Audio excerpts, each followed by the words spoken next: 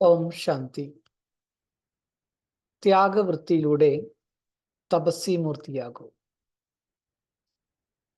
ഇന്ന് ലോകത്തിൽ ധാരാളം ദേഹധാരികളായിട്ടുള്ള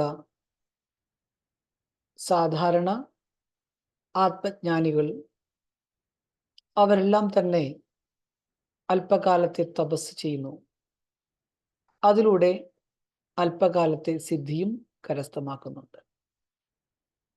എന്നാൽ ഭഗവാൻ പറയുന്നു, കുട്ടികളായ നിങ്ങളും ദേഹധാരികളാണ്, എന്നിരുന്നാൽ തന്നെയും ആത്മീക തപസ്വികളാണ്, പരമാത്മാജ്ഞാനികളാണ്. അതുകൊണ്ട് നിങ്ങളുടെ സങ്കല്പം നിങ്ങളെ വിജയി രത്നമാക്കി മാറ്റുന്നു. അനേക പ്രകാരത്തിലുള്ള വിഘ്നങ്ങളെല്ലാം നമ്മളെ സംബന്ധിച്ചിടത്തോളം അതൊന്നുമല്ല എന്ന രീതിയിലാണ് സമാപ്തമായിക്കൊണ്ടിരിക്കുന്നത്.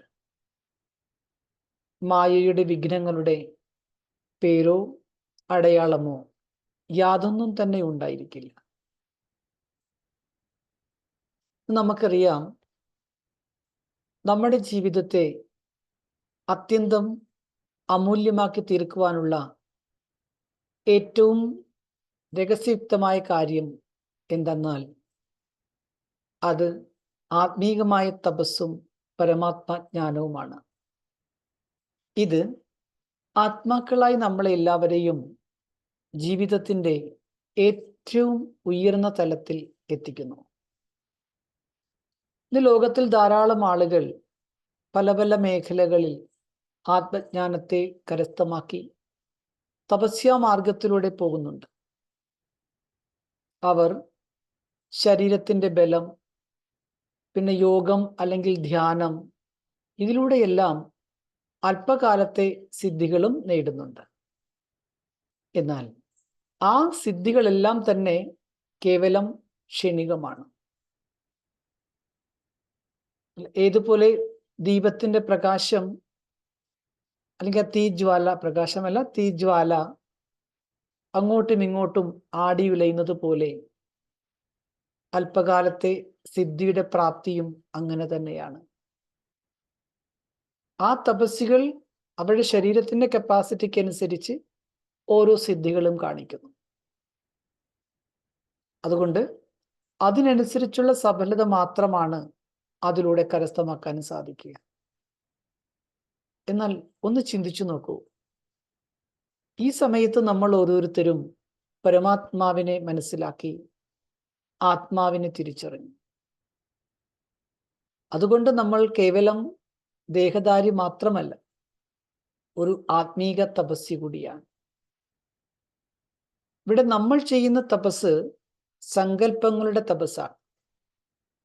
നമ്മുടെ ശക്തി ആത്മസ്ഥിതിയിൽ അധിഷ്ഠിതമായ സങ്കല്പങ്ങളിൽ അധിഷ്ഠിതമായിരിക്കുന്നതാണ്. സങ്കല്പാധിഷ്ഠിതമായിട്ടുള്ളത് ആത്മസ്ഥിതിയെ ആധാരമാക്കിയിട്ടുള്ള ശക്തിയാണ്. നമ്മുടെ ജ്ഞാനമാണെങ്കിലോ പരമാത്മാവുമായി കണക്റ്റഡ് ആണ്. അത് ജ്ഞാനം അന്ധകാരത്തിൽ നമുക്കൊരു വിളക്കായി മാറുന്നു.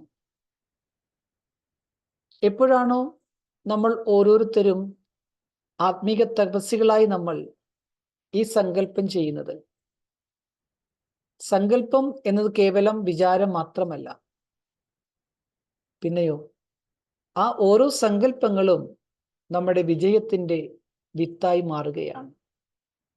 മായയുടെ എല്ലാ വിഘ്നങ്ങളെയും സമസ്യകളെയും തടസ്സങ്ങളെയും എല്ലാം സമാപ്തമാക്കി,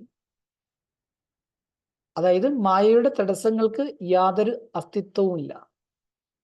അത്തരത്തിൽ നമുക്ക് വളരെ വേഗത്തിൽ എല്ലാ പ്രശ്നങ്ങളെയും അതിജീവിക്കാൻ സാധിക്കും. നമുക്കറിയാം, നമ്മുടെ ഓരോരുത്തരുടെയും ശ്രേഷ്ഠമായ സങ്കല്പവും ഒരു ഊർജം തന്നെയാണ്. ഈ ഊർജം അന്ധകാരത്തെ പ്രകാശത്തിലേക്ക് പരിവർത്തനപ്പെടുത്തുന്നു. ഇത് കേവലം ആത്മാവിന് മുക്തി മാത്രമല്ല, പകരം മറ്റുള്ളവർക്ക് ഒരു മാർഗനിർദ്ദേശകവും ആയി മാറുകയാണ്. നമ്മളെയും മുക്തമാക്കുന്നു, അതോടൊപ്പം മറ്റുള്ളവർക്കും മുക്തിയെ പ്രദാനം ചെയ്യാനുള്ള പ്രേരണയാണ് ഇതിലൂടെ ലഭിക്കുന്നത്.